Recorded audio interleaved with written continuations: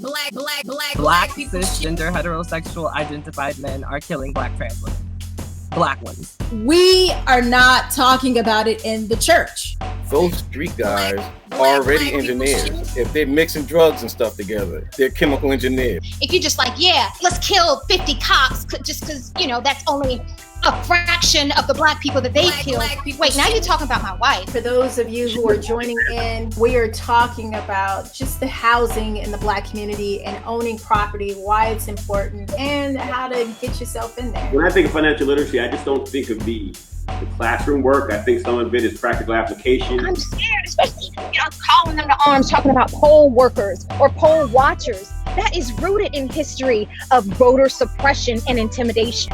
Joe Biden needs to make that a part of his educational platform. Call that shit out. I don't see much value in you speaking in tongues, and yet when you speak in English, you don't say nothing for my people. Many of the reasons why we're dying is because of the conditions we live under that cause our health to be so bad, and that cause it's the food, it's the water, it's clean that shit up first. When their fathers had prostate cancer, I had like a 150% chance of getting cancer, being diagnosed with cancer. I had a friend that did a raw vegan diet, 20 years remission, had thyroid cancer, never had surgery. I'm like, that's what I'm doing. This week in Black People Shit, more current events and shit. I'm your host, Chrystee Pharris. In a week where Kamla Harris became the first Black woman to be selected for a vice presidential candidate position, Michelle Obama opens up about her depression, and Meg Thee Stallion and Cardi B were called too vulgar to listen to. Black girl magic seems to be the topic of discussion again. With me, as always, to discuss these topics and many, many more is the lovely and talented Janora McDuffie and informative but opinionated Abdul Majid. What's happening? Come on in, everybody. Come on in. Hey. What's going on? Nothing. So let me just make sure we tell everybody out there, please don't forget to subscribe, like, share, comment on this week's episode. Because a lot of the stuff, hey, Chris, we can't promote as much. So it'd be great if you guys like and share, do a watch party, whatever you like to do right now. And if anyone, go ahead. No, go for it. No, I was going to say, and if anyone would like to join in our conversation, just click in the link in the chat because we love to hear what you have to say. So if you want to join in and actually say something with us, you are more than welcome. And it's in the chat right there. So make sure you join on in. So let's get started real quick. As many people were expecting this week, Joe Biden selected Kamla Harris as his vice presidential running mate. And we have some people who have some mixed reviews on his decision. Also this week, Kanye West, who has successfully filed paperwork in several states like Ohio and Wisconsin, has been polling at 2% in Political's national poll to the surprise of many. So tell me, what are your thoughts on Kamala Harris as vice presidential pick? And do you think that Kanye will have any impact on this year's election? All right, go ahead. What do you think, Janora? Well, I don't think you have to guess what my thoughts are. I am all for Kamala Harris. I am so excited. He had many dope ass Black women in general to choose from. And I'm happy that he chose an African-American woman. I know we kind of touched on this subject a couple weeks ago, so I'm getting my boxing gloves ready for you, Abdul. But in the meantime, I'm just celebrating this moment in history. I feel like it is so historical to have a Black woman be chosen as his VP pick. I know that there are comments and folks out there that have other things to say. Yes, Wonder Woman Kamala, go girl.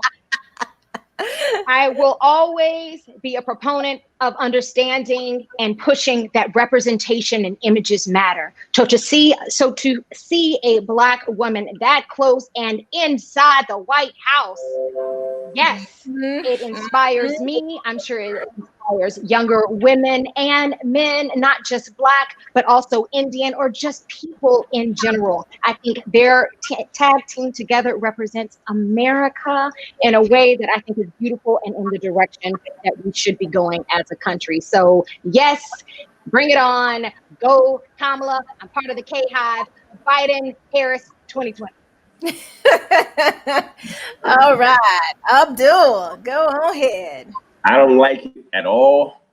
I think in a time where, here's the thing, the only reason Kamala got to the vote is because everybody wanted this progressive move.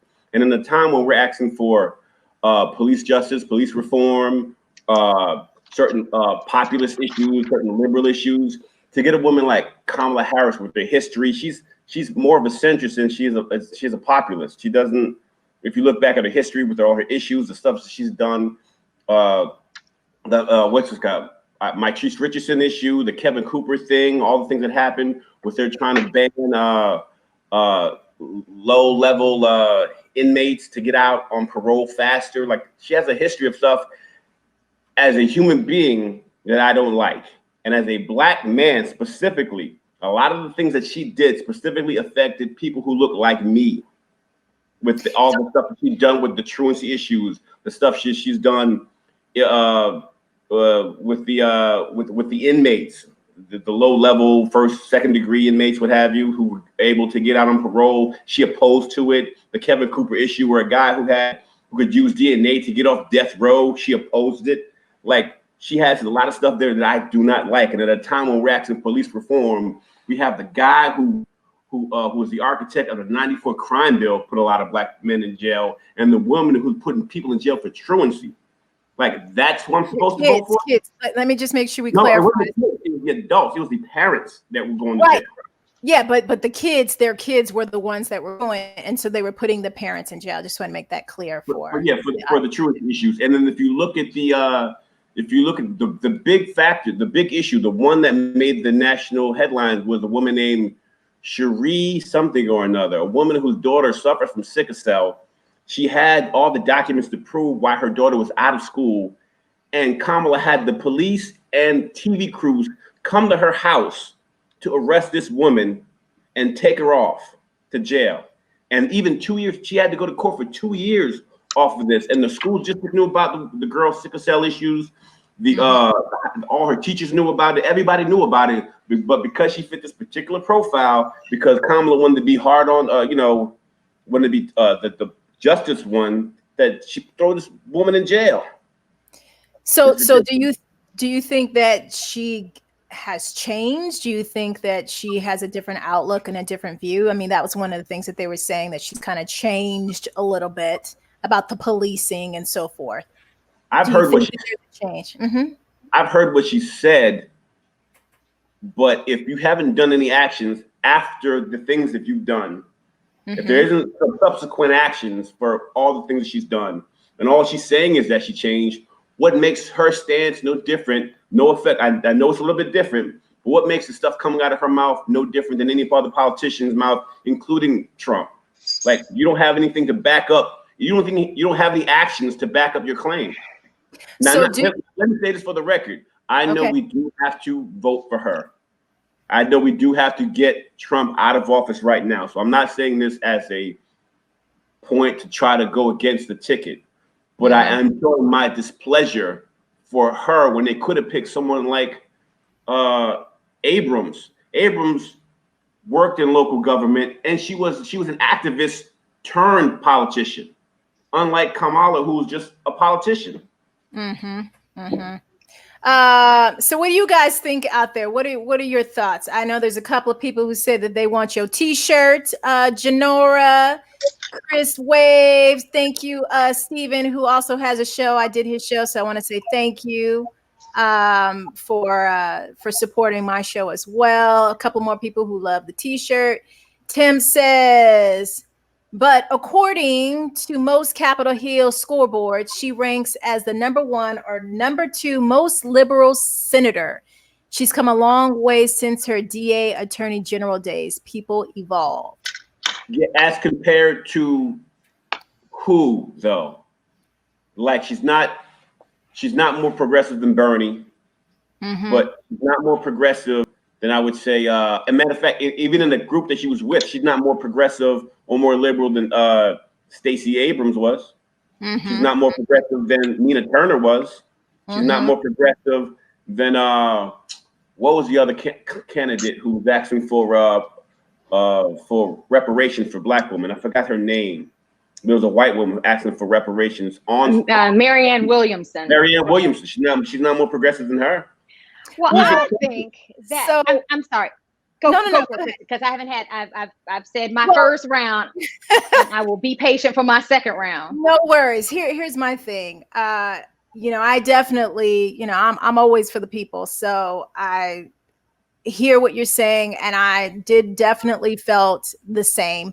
But I do believe that people evolved. I do feel like that there's some new changes. I feel like that she's going to make some new changes, and I'm excited to see her on this ticket. Of course, it took me a minute to get through it. Then I heard her speech this afternoon, which I did a watch party for on my Facebook. If you guys didn't get a chance to check it out, but I have to say she spoke very well, and I'm really excited to see what she's going to do. I feel like that there's some changes that are going to happen. So, hey, Karen. And Karen said, Kamala has my vote. She's always stood against the death penalty. This is something that's important. She reduced convictions for young offenders. Go ahead. Kamala said she was personally against the death penalty, but was for it when they asked her about it. She said she's personally against it, but she was actually for the death penalty. Matter of fact, that in the case of Kevin Cooper, the guy he was on death row and going to jail, and they pulled him off of death row because of the DNA evidence that they had that she was against showing the DNA evidence. Look up the Kevin Cooper case. The guy's name is Kevin Cooper. Kevin Cooper. We got to do some research. Now, what were you going to say? Oh, whew. Man, that was so hard to keep a straight face and keep a mouth closed. All right, so I wrote down a couple things I wanted to come back at.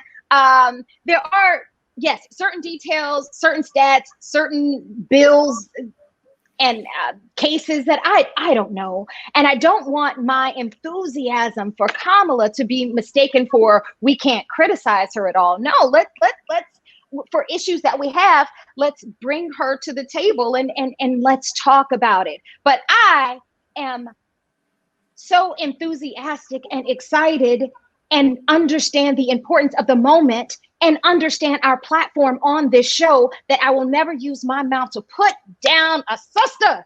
I mean, Trump's already doing that. The whole other side is already doing that. And the last thing that I feel like we need to do as a people is to add in on the hate and tearing down of us.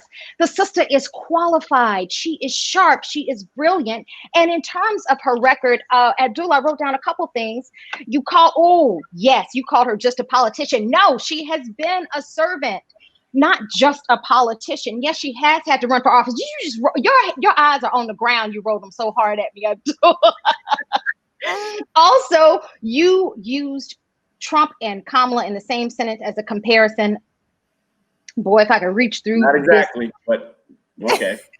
And we do, Janora, we do have somebody. We have Mo on the line too that wants to jump in. Great. Okay. You asked specifically though. I don't want to argue about things that aren't objective, but objectively, you did talk about what has she done? I feel like since George Floyd and since she has been in the Senate, she has worked, or specifically since the murder of George Floyd, she has worked to really be part of the police, the reformation and justice reformation. So I will give her that. And I am not saying that her record isn't perfect, but what I'm saying is that we have to give grace and space for evolution, for change, for recognizing when you have been in the wrong, and space to understand what's at stake in this moment. It's not just, another 4 years of Trump. He will have 1, possibly 2 Supreme Court choices. That's what's at stake. And if we have another Trump, That is my right to marry who I'm married to. That is a woman's right to have a choice for what to do with her body. That is what it's at stake. Not just, oh, I don't like Kamala because she locked up Black people. She's a prosecutor. I'm not saying, again, that she's beyond being criticized for some of those cases, but it was part of her job. And in terms of being part of her job, it's also part of that crazy system that needs to be changed anyway, including the police, including the judges, and not just Supreme Court that the next 4 years will dictate, but also the lower courts as well that have to do with how long we're going to send that young juvenile to prison for. That is what is at stake. And that's why I will fight hard for this ticket. And so Mario says, so she has at least experienced regret and apology for these situations last year. Trump did nothing in terms of being regretful of human. Abdul is right, though. It's a rock and a hard place. Thanks, Mario. What does Mo have to say? Let's get Mo in sorry? here. Let's get Mo in here. Yeah, so let me add Mo to the stream. Hey, Mo, thanks for joining us today. Hey, how's it going? Hey, so what's your opinion? Yeah, what's your opinion on Kamala being a part of the ticket, the presidential ticket for vice president? So as a federal employee, I'm going to just limit what I say. Mm-hmm. She would not be my first choice based on what I say, based on strike law. Wait, say that one more time. We're gonna mute. Hold on one second. Sure. Hold on. Everybody mute themselves, and we'll just let him speak. Okay, go ahead. Say it again because you went out. But she would not strike in California. But again, she would not be my first choice. Just leave it at that. But I support at this point, we see what the person is doing for the country. Biden, he gets my support 100%. I'm a big Obama supporter. I was invited to the White House in the Obama administration to speak on a Black panel. But again, I just go to what we have. So that's all I can say. All right. No, we appreciate your input here. Janora, you look like you're on mute. You're on mute. Thank you for popping in, Mo. I think you were part team no Abdul, problem. So I think that's why your line was going out. No, we appreciate your comment, and we also appreciate you coming in and watching the show. So can I respond to Janora just for a second? Yeah, thanks. I think your argument against my position wasn't exactly accurate. I'm not against the party, so I do know that we have to get Trump out of it. That's not my argument. My argument was the pick in itself. So if it was her, if it was Abrams, if it was Susan Rice, if it was Karen Bass, any of them, I was going to have to vote for the party. But her specifically and what she stands for, I just, it's hard for, if I gotta eat this, I'm gonna have to hold my nose just to swallow it. You know what I'm trying to say? Because in my opinion, it's that bad of a pick as compared to the other, as compared to the other candidates he could have picked. I think they would have been way more progressive. I think they all the other ones lean more into the times that we're in. She seems like an older 2099. She's in the same vein as a Hillary Clinton in terms of a politician. Her positions, her stance, how she approaches politics. Where I think what we need now is something different. Stacey Abrams was something different. No, I do hear you. 1 second. And Karen, if you want to join on in, you go ahead and click that link right there and come on into the conversation. Go ahead, Janora. I hear you, Abdul, loud and clear. I do. I think and this is a shout out to Spencer, who made this comment this week, and the other week we talked about Kamala, and that was Elizabeth Warren, and not even being a Black woman, but being more progressive in terms of her agenda. I just would hate to see her being brought down in the way that she is. I feel like, again, there's enough hate out there. I'm going to lift this Black woman up. I'm happy to see her in the place. And she did her damn thing in the positions that she has trailblazed in terms of making history here in California. And now I'm ready for her to continue to make it on a national scale. And I hope that at least people give her the opportunity to speak and prove them wrong, for those who are not moved by her record, except holding their nose as they check Biden Harris. Mm-hmm. Well, okay, so we talked about her nomination, you know, being a part of the ticket. What do you guys think of Kanye West and getting about a 2%? I guess like voting for in Wisconsin. No, what was it? Ohio and I just completely lost it. Wisconsin, that was right. Yeah. So what are your thoughts on that? I don't think 2-3%, depending on the states he pulls from, Ohio and Wisconsin.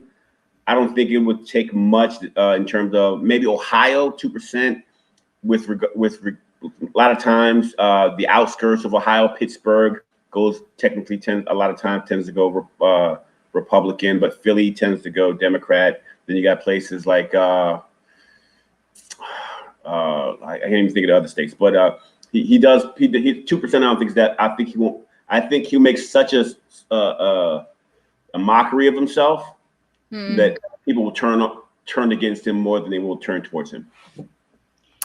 Okay, well now you go ahead. Yeah, I think the tricky part is this whole electoral college, this whole one man, one vote. We know is not the truth. If that was the case, then the last two folks that have been in office, no, sorry, not Obama, but pre-Obama, who was that? It would have been John Kerry, is what I'm trying to say, because he got the popular vote, just like Clinton.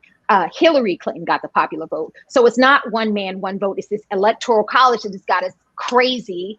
So he can pull all he wants to in California. California always gonna turn blue, just like New York's gonna turn blue. But it is those swing states like the Ohio, like the Florida, that are a lot trickier. And that 3% and that third party is gonna make a difference. And that's why I think this conversation is important, and other conversations that we have amongst each other, because it'll be those people who are just like, well, you know, I'm locking Black folks up. That's why I'm gonna do Kanye. Like, that is dangerous. That is so, so dangerous. So I think it depends on the state that he is on the ballot as to how much it's going to affect us, but it will affect us because people don't read, people don't think for themselves, and people don't look up these damn facts, which means that what they hear, they will go for. And if I'm all about the movement, I'm so woke, then I'm gonna hear just the first line or just see the headline of Kamala locks up a lot of Black men and I'm going to vote for Kanye. So that's why it's dangerous. That's why this conversation is important and very critical.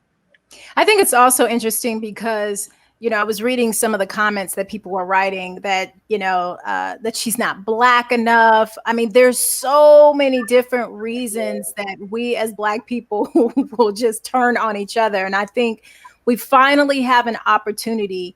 I saw another comment where somebody said, if you really think about it, she's more Black than Obama. I mean, she went to a predominantly Black school, which, you know, which Obama did not go. So there's so many different things that I think we're getting caught up in that we shouldn't get caught up in. We just need to make sure that we get Trump out of office. So with that, I would like to. Let me have one more comment. Okay, go ahead. Handle it. The last comment I have to say is facts matter. So just because we bring up her history is not tearing her down. If she did what she did, it's a fact, and we can be able to talk about it. The other part that I don't like, especially in this time, is the fact that people are telling you to shut up and deal with it because she's a Black woman and they want a Black woman in office. When the times that we're dealing with now, you couldn't tell a Black woman to shut up and deal with it because it goes against what we're standing for at this moment. So how are you going to tell Black people to do the same thing that you don't want them to do to Black women. Does that make sense? And that's fair. So then how do we develop just an open space for dialogue, to talk about it, to flush it out, where it doesn't seem like we tearing down the sister and it doesn't seem like we're letting her have a pass and everybody else shut up? Because that is important, Abdul. Everything that I said at this moment had nothing to do with her personality. It had to do with her history and the move that she made. Now, outside of this, with other people talking about her Blackness and all that other nonsense, that stuff has to stop. And I agree, that's tearing her down.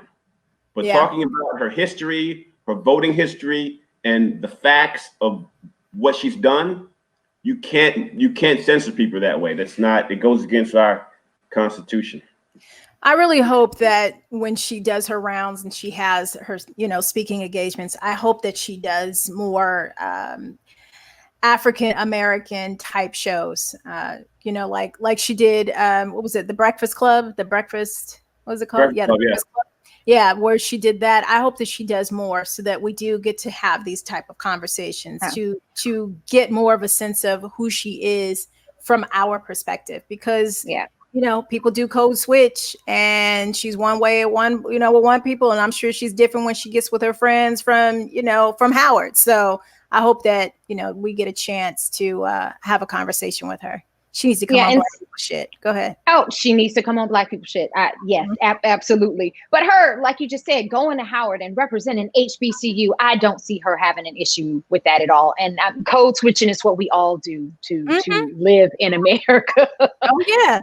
And just the point that she went to an HBCU. And for me, talking about images and representation and how that's important, think about when we were going to college and people would be like, I don't know if you should go to a HBCU, think about your job opportunities later.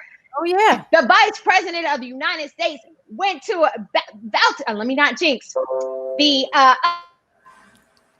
candidate. Yes. Yes. The candidate who is, I think she just something. She went out. Back to Nora, yeah. But yes, the fact that somebody from a historically Black college is now on the ticket for vice presidency is absolutely amazing. And I know Karen Ward Ross went to Howard, so I know. But I think if we're going to put in the fact that she went to an HBCU, then can you also say she was raised in Canada? Like, is that open to discussion as well? Like, if we're going to talk about how she's, never mind. It's just, there's a lot of things in her history that offer other things in her history. So we're going to see as we go. Yes, okay. As we go, we're going to see over the next 80 something days, 83 days, whatever it is. We're going to get a chance to see how she's rocking and how she is. Is she gone? Okay, so let's move on. She's back. Oh, she's back. Oh, there she is. Oh, you got her. Oh, now there we go. Oh, she's back. I did that to myself. I talked shit about Mo. I was talking too much shit about you, Abdul. So and then it went down. And now I'm on so just get a little closer because you might be on a different computer, so that or something we can't hear you as well. Oh shoot! Okay, now we hear you. Now we hear you. Okay, so let's move on to Meg Thee Stallion and Cardi B. So they released this song and video that they did together called WAP, which stands for something that I cannot say right now on this show. But it's called Wet, and then the A word, and then the P word is the name of the song. And it has caused a stir on the internet. So in an interview in Far Out magazine, rapper and singer CeeLo Green said regarding to that song, a lot of music today is very unfortunate and disappointing on a personal and moral level, which I'm a little confused on why he has anything to say, especially since, there was a rumor about him doing something to some women. But do you think the sexual nature of the song went too far? Or is this just a case of a double standard showing itself again? What are your thoughts? Bye, Chris. Thanks for coming. Yes, go ahead, Janora. Okay. First, I wanted to shout out, and this is what I'm going to do last segment before I dropped out. My brother Jatovi and Kwanda and Kendra and folks from back home. I just love when you guys tune in and appreciate you. And my brother be dropping knowledge all day. Yes. Yeah, ready to fight anybody. And in terms of Megan Thee Stallion and Cardi B, first of all, that video was so. And my brother James too. That video was beautifully shot. I mean, it was not quite Black is King level, but the colors and everything were beautiful. So we're going to start positive. And I love Black women who are not afraid to show their curves. Again, I represent the South and I'm a curvy girl. So to see it as an image and reflection of myself, yes. Now, do I walk around talking about my WAP? No. But did I probably 20 years ago, as I was singing Lil' Kim, a bopping in my head to, Not Tonight. Drop that thing, girl. Yeah, that song, Not Tonight by Lil' Kim. Yeah. I can't.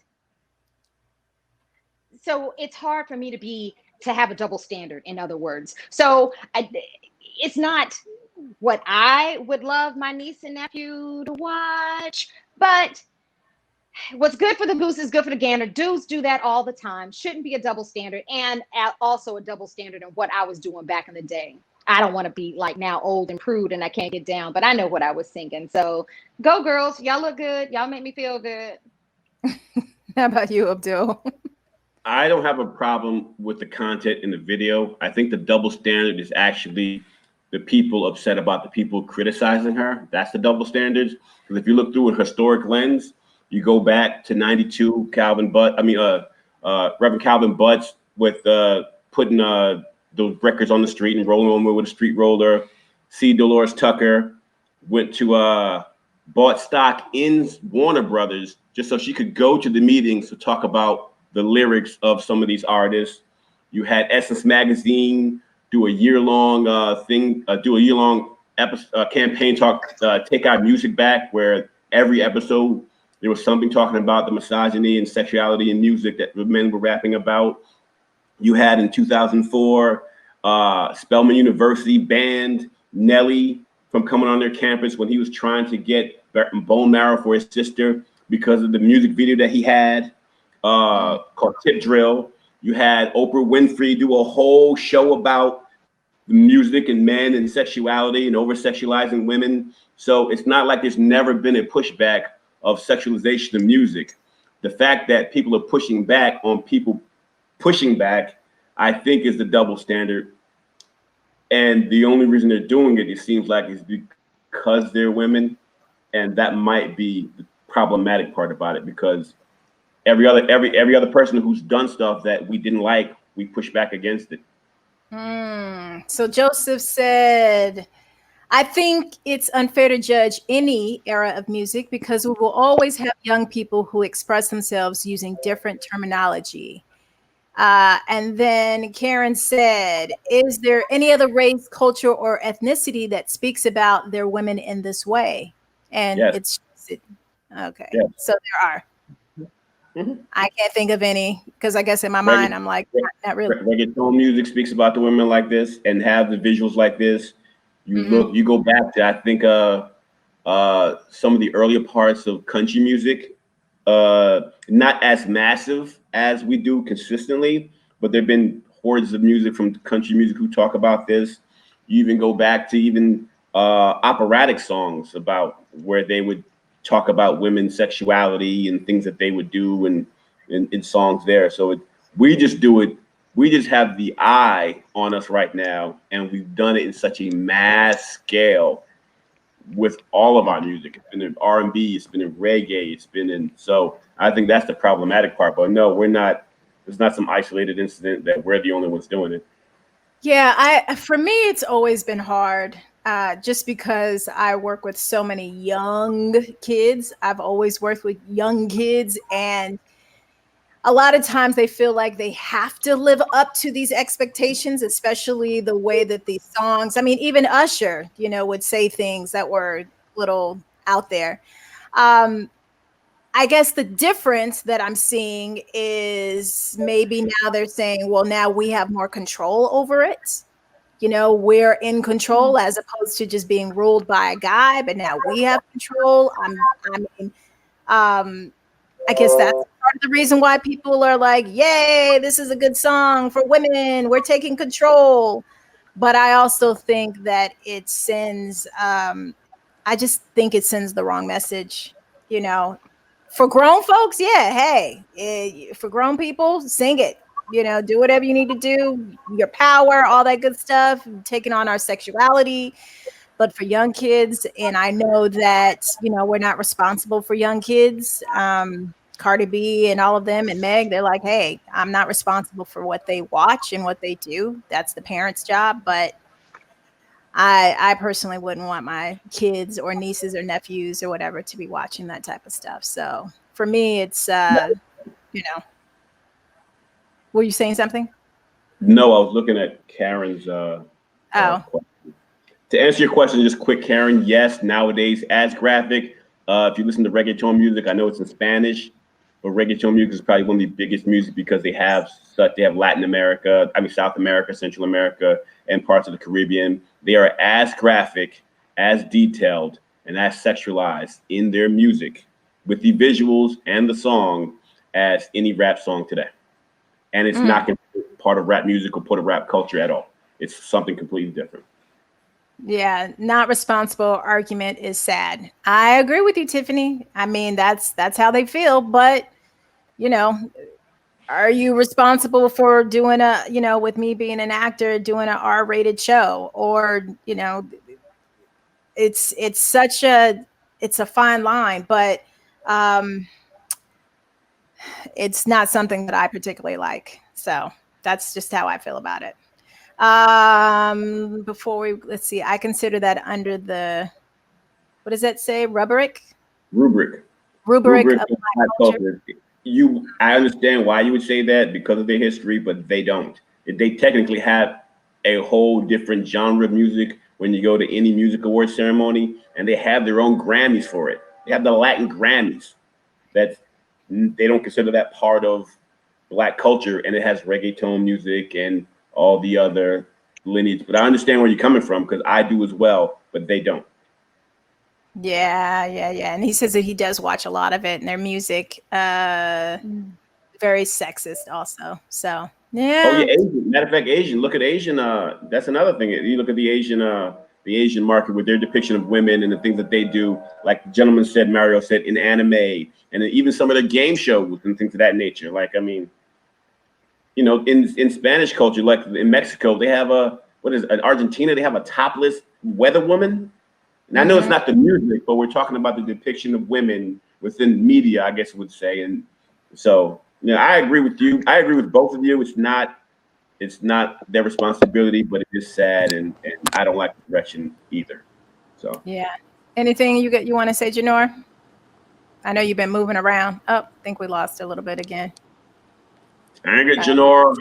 I know. Hang in there. We there. Okay, so let's move on to what we have next. In a nation suffering with depression and anxiety, former First Lady Michelle Obama recently revealed on her podcast that she suffers from low-grade depression due to the pandemic, race relations, and all of the political strife going on in this country. So, do you think her admission will help people suffering from depression or make people more depressed? Because they're like, well, if Michelle Obama's depressed, I'm gonna be more depressed. What are your thoughts? I think that depending on who the person is, I guess, I think the way, so if she said it on a podcast, I believe, and the way she said it, because I just heard the clip, so I don't know if it's from a podcast or from an interview, but I'm almost positive it's from her podcast, that the way she said it, she was trying to be uplifting. So I think it could help people knowing that they're not the only one going through it. Even someone as accomplished and as smart and well-rounded as a person as Michelle Obama can suffer through this. So it's not something you should be ashamed of. But then there's a segment who are just the doomsday person who might just be like, oh my God, if she can't get it because she has everything, then what do I got to look for? So you can split both ways, but I think it splits more of it being helpful than it is harmful. I think for me, I feel like I guess what it's allowing me to do is to be more honest, because I realize that even though I've been going, so as a performer, I don't know if anybody else has experienced this, but I know I talked to someone, Tim, about this, where he was saying about some soldiers, they experience PTSD, like when they come back from all of that they're dealing with in war, and then they come back home and they can fall into a little depression because you're always so on. And as a performer, because we're always so on when we're performing, as soon as the show is over, we can fall into a little bit of a funk, performer's funk. And I don't know if it's because I'm coming off of the show, you know, working on the shows and stuff like that, and the stuff I've been filming, or if it's because of the pandemic, or it's because people are dying, or it's because my brother's anniversary and my dad's birthday is this month. All I know is that at this moment, I'm like, wow, I'm going through the emotions, but I am feeling a little bit down. And I think what she did was she allowed me to kind of say, oh, you know what?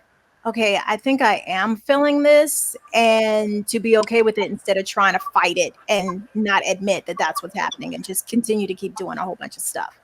So, and what's great though is that BPS doing the show right now has really been helping me, because it takes me out of being with whatever else is going on in the world. So, for you, Janora? Yes, and I am so sorry. I've been having some technical difficulties over here, but great show, you guys. And sorry I couldn't wrap up with the last conversation, but with this one, yes, this pandemic, these protests, it is tough on the heart, on the mind, and as Black folks, we don't know how to talk about it. So yes, Thank you, Michelle Obama, for sharing, because just like you said, Abdul, and I think Rihanna on the comments, it popped up, it said, if she's going through it, then shucks, I might not be as weird after all.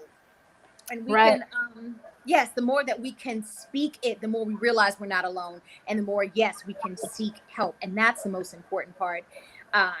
To get past the talking about it, because then you don't want to have a pity party. You don't want to get those folks around and all y'all talk about is woe is me. But find a way to get back up, whether that's seeking professional help with therapy, getting out the house. But then that's even weird, because we're in a pandemic, and for the longest time, like, getting out the house, we couldn't. And now that we're out the house, because we don't have a consistent point of information of what's going on in the world in this pandemic, we're scared. Or out the house, I see everybody in a mask, and a smile would turn my day around. So it's a whole other level of shit that we have to go through and figure our way out of, that we've never been in before. So thank you, Michelle Obama, for being honest, for being candid, for being vulnerable. Yes, it gives us permission to honor those feelings within ourselves, and to join up and get help. Yeah, no, I think I just burped on, luckily I wasn't on camera, but I just burped. So if you guys heard it, I'm just going to apologize now, because I think it might've been in the microphone. I didn't hear it. Didn't hear it. Oh, good. That's yeah. No, I was like, burping gives us all permission to do the same, and to be ourselves and be free. Yes, folks out there, beautiful women burp. Yeah. So thank you, Chrystee. I was like, okay. I have no idea how to pronounce your name. Anybody know how to pronounce this beautiful person's name? I don't know what's happening, why this keeps going off, but Alea. Okay. So, all right. So been doing the 22-day veteran challenge, which is bringing awareness on mental health. Yay. There are 22 veterans a day that are committing suicide. And this is a small way to raise awareness to that issue. I think that's wonderful. And just to add, it says push-up challenge, but also brings an awareness to in general, that we are all going through depression, especially during times like this. Agree with you. Agree with you. Okay. And so Karen said, burp on the truth. And Tim said, I heard it. Hey, Karen, I would like to answer several of your questions that you posed on this thing. So if you want to join in, or if anyone wants to join in on the conversation, please, hit the like at the top of the chat and join in the conversation. I don't know why, Karen, why you know, come on in. Stop being afraid. Hey, Rihanna, come on in here. Okay, so and it's Myra Lisa. Oh, yeah. Myra Lisa. It's Myra Lisa. Okay. Oh, Myra Lisa. Well, thank you for watching the show and being a part of it. You are bringing some knowledge. Somebody said, Marcus says, I agree with Tim Sanchez's last comment. Michelle Obama is such a light for POC people of color.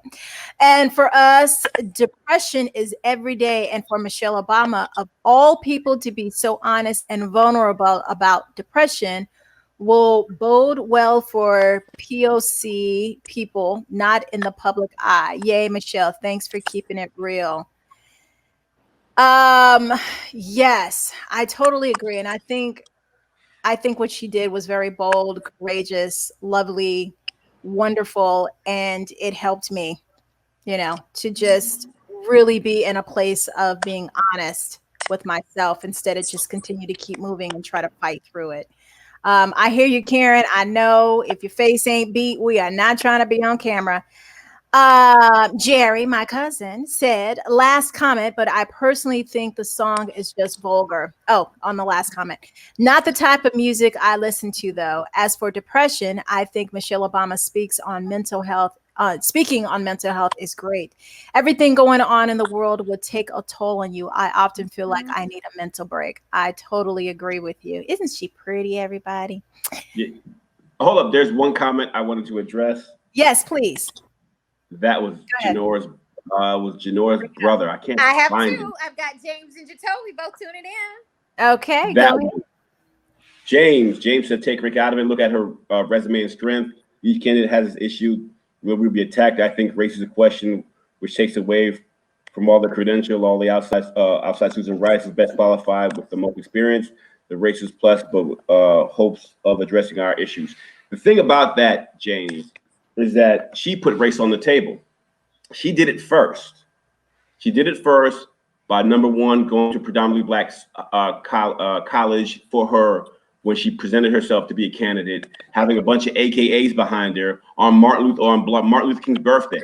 Like, she put race on the table. The second fact is all these petitions going around that they wanted a black woman to be the vice president put race on the table. So we can't disqualify that because she did it herself, and the people around her and the people throughout this country, especially black women.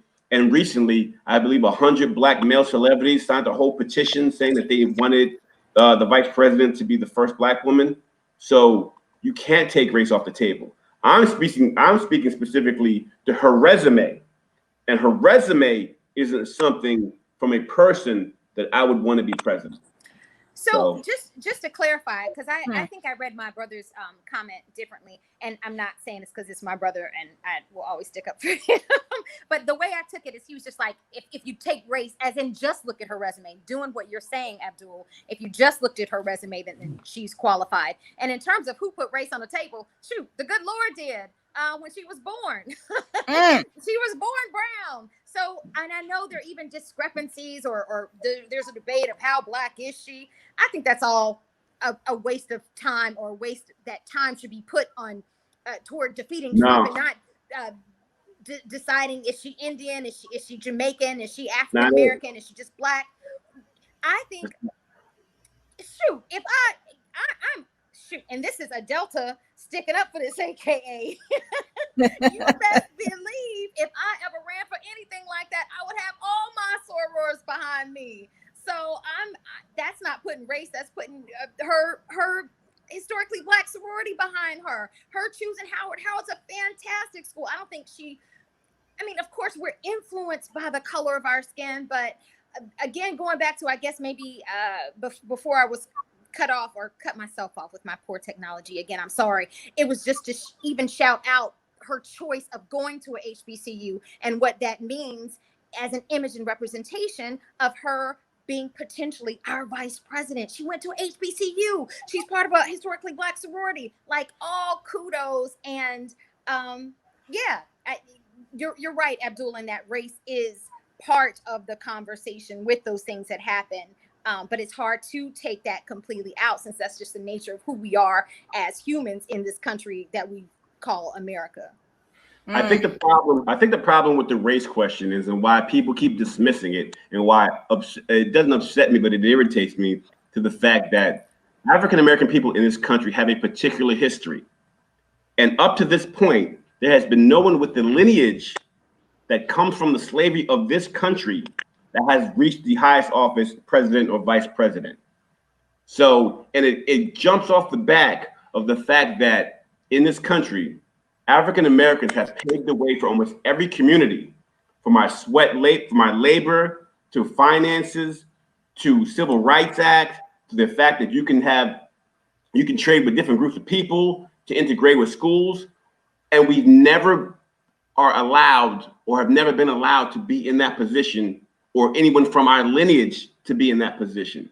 That's the frustrating part for a lot of Black Americans, is that it's not the Black part, is that you'll take anybody who is Black that doesn't have our lineage and our history. And that's kind of that's disrespectful in a way. That what's that thing? How's it go? You want our rhythm, but not our blues. I think someone put it before. Right. They want all the things that they want to come off the back of all the things we accomplish, but never get us to the point to where we can. So it does matter that he's a Jamaican and Indian descent. In the fact that lineage is, we still not, as a group of descendants from this country, have not reached that highest level.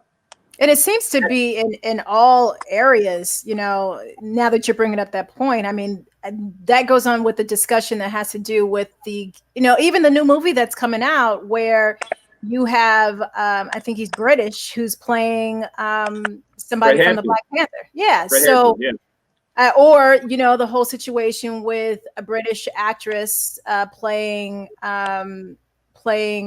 Harriet Tubman.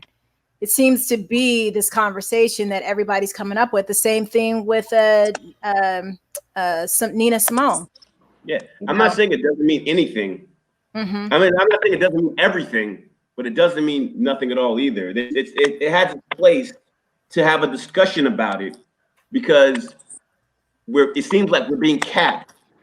It's white women got more affirmative action benefits than we did as Black people, even though affirmative action was for Black people. Asian Americans got to trade more, even though the Civil Rights Act of 1865 was based on the labor that African Americans did, so that people could do business without being discriminated against. But everybody gets the benefit off that, other than us in this country. So it's the fact that we keep getting capped at a certain place that's frustrating to a lot of people who are descendants from this country. They keep saying that Black isn't a monolith. It's like white isn't a monolith. You can be Irish, Italian, whatever, Polish. All those people aren't the same. Blacks in this country have a specific history that is different from the history of a Jamaican person or an African person or whomever that happens to be Black in nature. Yes, we are all one family. We are all one diaspora. But our history and our lineage in this country, for what we've done, matters, and we should be able to have someone at the highest office represent us in that way. And I agree with you. I'm sorry. No. Well, I was just going to say, Faye said exactly. They don't like or appreciate us. Canadian, British, even Caribbean is the choice over us. And then, how do you say your brother's name? Jatovi said we are capping ourselves. So go ahead. And just in terms of this particular conversation, I definitely understand what you're saying. I will take the progress, but also I'd like to point out that might be the truth with the lineage part. But when we show up here, we're still treated as brown people. Like, they don't recognize that our great granddaddy was Jamaican. No, they see us as Black, and that's how that we are treated and seen. So as much as I do understand what you're saying, I feel like we're not even given the benefit of the doubt, like on a daily basis of, oh, but wait, I'm Black Canadian, or oh, but wait, my grandmama is I think they respect people more. I think they respect people more from other parts of the country, because as soon as somebody from Europe comes out with their accent, I do think that they treat them differently than they do. I agree with that. I'm saying without the accent. If it's just just Kamla from down the street. If you look at the history of bank loans in this country, if you look at the history of people who have applied for different jobs in this country, they look at those things that the African person or a person from Caribbean, they are statistically proven that they will get jobs over Native Black people. Right. And for your brother, I agree with you. I think we're not capping ourselves. I think we're capping ourselves to say that just because she's not Jamaican, we shouldn't have her there. And that's not the point. I think specificity matters, though, because specificity matters in everything. So why is it that everyone can be specific about their culture, but we can't? I mean, you go to something like the Caribbean Day Parade. It's the Caribbean Day Parade. It's not African American and Caribbean Day Parade. They're being specific. So if they're specific, then why are we not allowed to also be specific? Because we can't be. Because they killed off our roots. And that's the problem. History like that.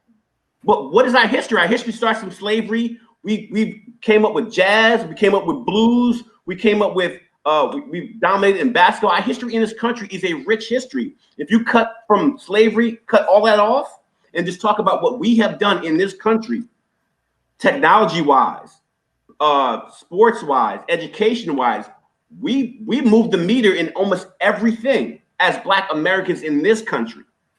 So we should be proud of that. That means something. So yes, I'm proud of anyone who comes from Africa and have a great lineage in African history. But we invented the stoplight. We made an expansion on the light bulb. We've done plenty of things. What we've done with rubber and making the first automobile for Black people, and we've done a lot in this country that we need to be proud of. And that's not taken away from anybody else, but it is specific to us here, and that matters. Well, on that note, I know Janora has something that she really wants to say, but I got to get to our BPS of the week. Next week, Abdul. If you want to go ahead and say it real quickly, I'll give you 30 seconds. Great. So maybe, and I'm not going to disagree with you in the importance of what we've done in this country, Abdul. So maybe if it is in terms of specificity, and this goes for if I'm specifically can trace back to slavery and before, if I can specifically trace back to India or Jamaica. That's what created in Boston. What are you talking about? I'm just saying that whatever capacity, whether we're saying other black people get treated better than black people, open up the door for somebody else. Send the elevator back down. Make space for all of us who maybe can't see that there is this hidden difference. That's all. Then ending on a positive of moving forward, and then how do we combat that as this hidden hand on a whole nother level of things that are apparent and Black people shit in this country is let's open up the door. So you're saying open up the doors to people of like Jamaican descent? And... No. What I'm saying is if we are on this platform and acknowledging potentially Kamala or Obama having a different, even more slightly privileged space than the average Joe who did come from sharecroppers, then maybe as a responsibility, continuing to open up the space for all Black people of in our multi-lithic existence in this country. Does that make sense what I just said? Yeah. I don't think it's us that's not trying to open the doors, though. I think that it's as in those who are in power or have that. Like, I can't open up no door if I'm not in the door yet. I'm saying those who are going through the door. And I think that, going back to Kamala, is what she has voiced and wants to do in terms of not just being the first, but yes, being a long line of the first, as in opening up the door for others to come through. I agree. I just wonder if do we have the power to be able to do that? Go ahead, Abdul. No, we're going to go long and then go ahead. There's too much to respond to that question, and I want Chrystee to get to the BPS person of the week. No, it's okay. We're just going to go over. Go ahead. Basketball was actually created in Springfield, Massachusetts by Dr. James Naismith. The point I was making was that we were not allowed to play in the NBA. And then when we got the opportunity to play in the NBA, this is directed at your brother, by the way. When we got the opportunity to play in the NBA, we expanded the possibilities of it from our athleticism. That's the point I was making. Not that we invented basketball. That was a white man, Dr. James Naismith in Springfield, Massachusetts. But we expanded the possibilities of sports in this country from our athleticism. That's the point I was making. So Janora, I'm sorry, Janora. Tangerine said, who's responsible for opening those doors though? If I'm able to be in a position to help out, I would hope that it is upon myself that I feel an obligation and a responsibility to lend a hand, send the elevator back down, whatever analogy that you want to use, opening the door for someone else. Right. And I mean, I think we do. I think we do open it, but I think in positions, for instance, for like this vice president, situation, I don't know if we have necessarily the power at the moment. So I think you're saying one thing, which is truth, but I think Abdul is saying another, which is, we don't get right. We don't get the opportunity being descendants of slavery as opposed to some of the other cultures that are, Go ahead. I don't want to make this I don't want to make this dicing up the cultures, because I believe we're all one family. Black people, we're all one family. We're a united people. But if we're going through history, we're just looking specifically history. The African-American relationship with the rest of the Black people, the diaspora, has been a unidirectional relationship. Is that we do things for them and they never kick it back to us. Tell me a time when at any place in the African diaspora that people have boycotted for what was going on because of us. We put music out for them to help. We talked about, let me finish. I was to raise my hand because I had an answer. Okay, we talked about, we were boycotting during the apartheid era. We were even during Grenada, we talked about it. We've helped established businesses. We've come across African Americans have come across. Well, technically the Jamaican guy, Marcus Garvey started, but Pan-Africanism is a uniquely American. Even though it started with Marcus Garvey, who was Jamaican, it's a uniquely American thing. Like, we embrace African culture as African Americans. We embrace Caribbean culture as African Americans. They like rap music, but culturally speaking, they come up with names for us which are derogatory. So I mean, it's been mostly, not completely, but mostly a unidirectional relationship where we give more than we get. We will open up the door for them. They will get in and then shut the door on us. That's the problem. And I'm not saying this as all of them specifically, but we can go from corporation to corporation, businesses to community, any place in this country, and I can show you the self-segregation that they do. And that's not on us. Go ahead. So your question was about a time when they stood up for us. Black Lives Matter. That's now. That's now. What are you You're talking about over time. The question. You're telling me one time from the moment from the inception from 1776 until now, and that's what you come up with? Hey, Black you Lives asked Matter? the question, and my answer was around the world, we are being supported. But what my true answer is going back to what I was trying to say before. I'm not sure if I articulated it well. And that's why are we separating ourselves into all of these facets when together we are stronger, when we need to be together right now to make the difference and to get that orange asshole out of office in 2020, to make some judicial reform or some police reform, trying to decide who's black, who's not, who's blacker, who's Nigerian. It doesn't matter when we really need to come together at this point. Or for me, that's the most important. I think everybody's making a great point. I think there is some truth to both sides. I think he's just making a point of this is history and how things have been treated and how African American people have been treated.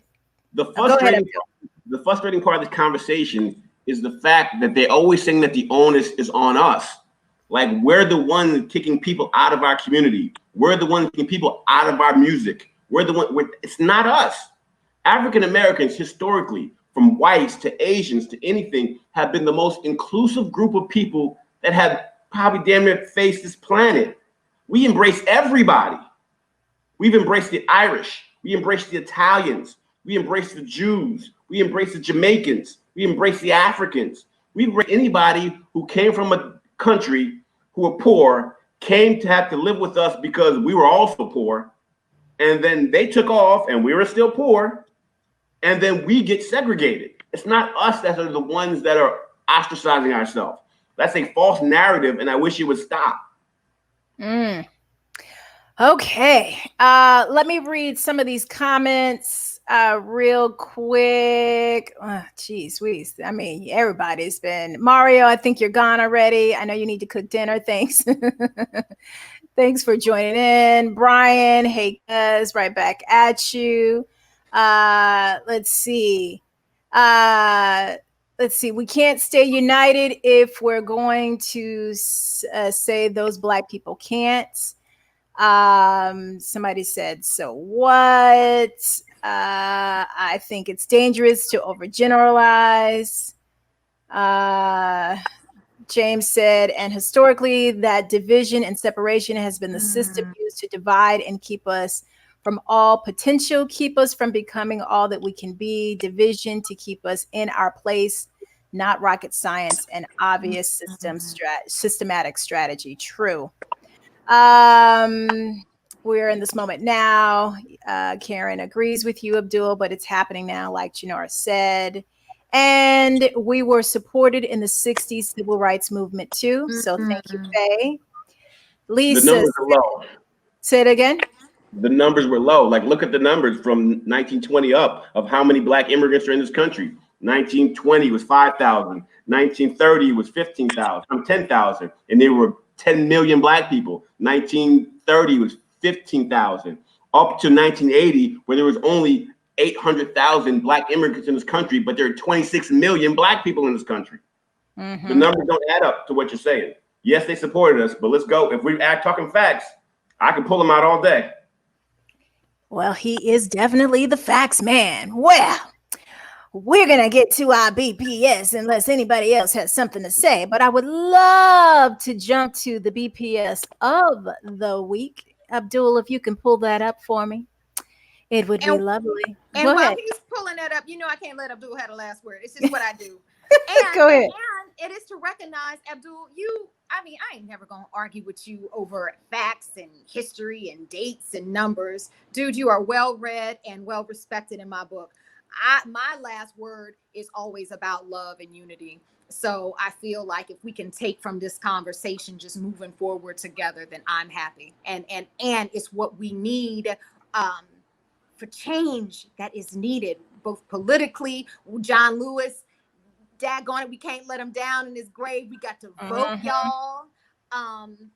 I always am saying I'm not going to tell anybody how to vote, but I really hope you take heed to the T-shirt and to the change that is needed. And it truly is fighting for the soul of this country and the country which informs just the globe. Oh, shoot. Did I freeze? No, you're still there. That means I'm talking too much. Long story short, it's about love and it's about unity. And I appreciate everybody who is on the line and popping through. We've got a lot of conversation today. So Lord have mercy. We got more people. Okay. You're wanting the Black people in Europe who are fighting their own fight to come to the U.S. to fight for only our cause. That's not what I said at all. I said we advocate for them, and they historically proven they don't tend to advocate for us. It's not about fighting for us. We fight it for South Africa. We fight it for Grenada. We fought for Rwanda. We fought for, we've advocated for different groups of people from over here. So why isn't it the same? I'm not talking about fighting for us. I'm talking about advocating on our behalf the way we've advocated we did it for Ethiopia. I can go down a list of countries that we've advocated for. and built money for, sent money to, built songs so they can have USA for Africa with African Americans sending money to Ethiopia. Mm-hmm. We talk about Bring Our Girls Back was a banner that came from over here. Talking about what happened in what is it, Somalia? Where was it? But yeah, anyway, Boko Haram. So that's all I'm talking about. But anyway, Black Person of the Week. All right. Let me just get to these last ones. I don't think the Civil Rights Act would have ever been signed if white people didn't join in on the march and support Black people in the South. Faye said, or the Underground Railroad. Karen said, we can't continue to discredit the impact of the CR movement. Let's see again how many you want, and then leave that to your brothers. Okay, so with all that being said, we're gonna jump. I always appreciate everybody coming in. It's always so good to have all of these opinions. So this week in BPS Person of the Week is a cartoonist who uses her art to speak truth to power. On July 28th, Bianca Zunis, who is only the second Black woman to have a nationally syndicated comic strip, used her platform to confront an issue that many Black people are dealing with since the start of the pandemic and the murder of George Floyd. In her comic strip, 6 Chicks, she shows an image of a Black woman who has on a mask and a t-shirt that says, I can't breathe, standing next to a white woman with no mask on, who says to her, if you can't breathe, then take that silly mask off. People found that image so offensive that her comic strip was canceled from over 120 publications around the country. One publication even went as far as to apologize to its readers for the imagery. When asked by NBC News about the whole debacle, Bianca said, I am not apologizing for this comic and this censorship. I am being silenced over white feelings from a gag comic. This is a complete step back in the wrong direction. Well, Bianca, for your bravery and willingness to use your artistry to speak truth about the conditions that many Black people are facing right now, we here at BPS would like to nominate you as our BPS of the week. Thank you and congratulations. So once again, make sure you guys like and share. Thank you for coming in. Faye said, what? That cartoon was right on. Applause from Tangerine. And I want to thank all of you guys for joining in every single week. Thank you for the people who continue to keep coming in. Again, please like, share, do watch parties, whatever you have that you can do to support. Is there anything you guys want to say before we jump off? Anything you want to promote? Let people know. Again, love, shout out all my folks in North Carolina and to Karen and Tangerine, part of the original stars. We love you both.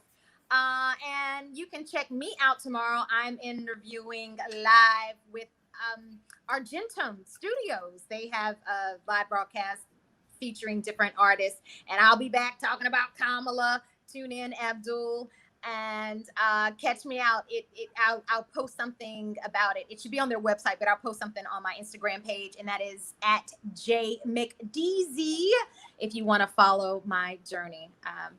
Yep, that's what I got. Yay. Oh, thanks. Great show. Congrats. Oh, the TV1 media aired again, which was great. Yes, go ahead, Abdul. No, I seem to be getting jumped by the McDuffies. So I did want to say to your brother, no, I don't want Africans in poor countries to send us money. I was just talking about advocacy. That happened. That's just advocacy in every form. That's not solely monetary. I was just making a point of how African Americans have advocated for other people vocally and monetarily. Other than that, that's pretty much it. I feel beat down by the damn McDuffies. Nah, makes great conversation. I love it. I love it. So I was featured in daytimeconfidential.com. I'll post it somewhere. I'm sure I'll post it. And also featured in Soap Opera Digest for The Bay. The Bay is a TV show that is on Amazon Prime. I got a chance to do a guest star, COVID safe, on their show. And then I talk about the Daytime Confidential. I actually talk about my brother and just about mental health and everything. And the name of the show that you can actually see that episode is Join Jillian. She was also in media. She has a podcast that's on mental health. So I will make sure that I post it somewhere, hopefully, because I always forget to do it, but I'll make sure I try to do it. And that way you guys can check out those articles. And again, thanks again, Jasmine, for coming in, all the McDuffie family for joining. All the McDuffies, I know. Good Lord. And then I got T-Tam, Dog Outs on the line. I just got my people. And so I just feel so loved every Wednesday. So yeah, no, I definitely appreciate it. And Jerry, thank you. Make sure you check out some of the previous episodes. If you guys get a chance, Tangerine has 2 shows. She has one on Tuesday and Thursday. One is a dating show, which is hilarious. I love that show. Oh my God, it's so funny. These people, it's called Shoot Your Shot. So make sure you guys get a chance. And then she does a talent show that is on Thursday. Did you put 4 as in 4 o'clock? No, 3 is in 3 o'clock. Sorry. 3 o'clock. I couldn't tell. I was like, I think it was okay. So anyways, if you get a chance to check it out. And then Karen Ward Ross has a show on Wednesdays earlier, which is talking about the tea, all of that good stuff. So you can check her out on right before our show, a couple of hours before our show. So all of our sisters are doing their doggone thing. Make sure you guys check it out. Yep, meditations. Meditations. I didn't want to say it wrong. That's why I was like, but it's all about, healing yourself and being positive and there's a lot of great information that she posts on there to get through these trying times. So if you want to laugh on one end, you got Tangerine. When you want your serious information where you want to go hard and get a little debate on, you got Black people shit. And then you got your meditation tea. Yes. Meditations. You and can she does go drink and feature different tea every show. Yes. So when you need to get that peace after laughing, after getting your debate on, then you can go on and relax with Karen. So definitely support everybody because we know that there's enough room for all of us and we all support each other. Absolutely. All right, you guys, we will see you next week. Let me just make sure. Yeah, next week we will see you and we'll definitely have some good stuff to talk about. Until then, like and share all of that. We will talk to you soon. Thanks. Have a good night. Later.